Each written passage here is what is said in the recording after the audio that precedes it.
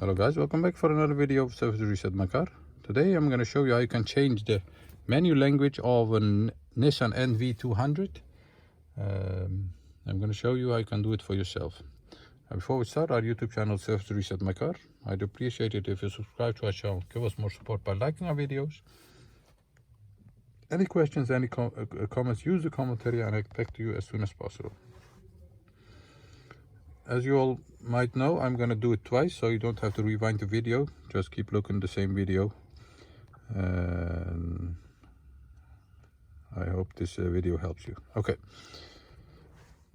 First of all, the ignition must be turned on to the second position. Then we're going to use these two buttons over here.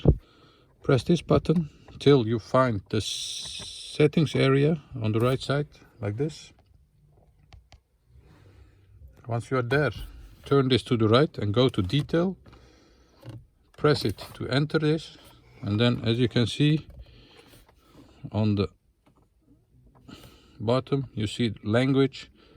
Once you scroll down to language, press it, and as you can see you can change language to the desired language. You change it to English, press it,